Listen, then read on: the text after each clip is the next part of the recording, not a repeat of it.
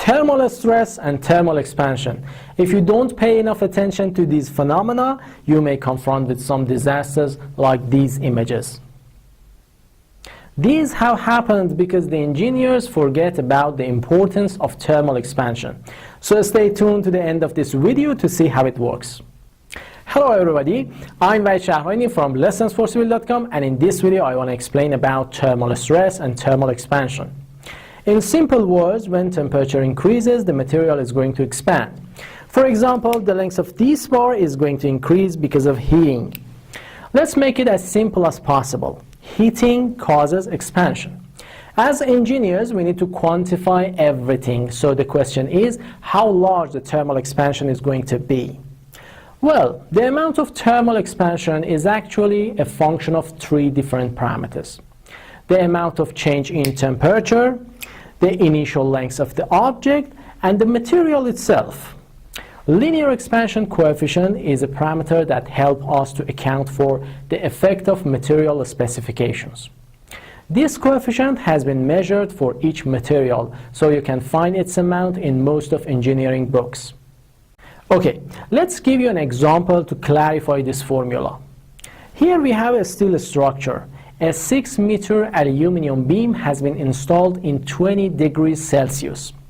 We want to calculate the length of this beam in a cold winter when the temperature decreases to about minus 30 degrees. The linear expansion coefficient of aluminum has been given.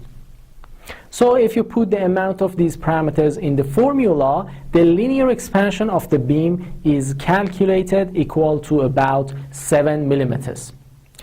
That means the length of the beam is going to be 7 millimeters shorter in such a cold winter. Please bear in mind, thermal expansion happens only there is nothing to stop it. In other words, if there is no barrier ahead, heating causes no force, just an increase in dimension. But what if the end of the beam is constrained? In this figure, for example, the beam is fixed at the ends. So if I put fire underneath, the linear expansion is impossible for the beam. Actually, this barrier is going to suppress any tendency of the beam for elongation. In other words, the barrier applies a reaction force to prevent the expansion. These reaction forces create a degree of internal stress inside the material, which is called thermal stress. As you can see in these pictures around me, thermal stress can truly undermine the overall safety of the structure. So we have to estimate it beforehand. Here is the general strategy we use to estimate the amount of thermal stress. In this beam, first we calculate the linear expansion by assuming the end is free. Next, we calculate the axial stress that can nullify this imaginary deformation. This axial stress is equal to amount of our thermal stress inside the material. Okay, let me explain it a bit more. As you can see, this beam is fixed at both ends.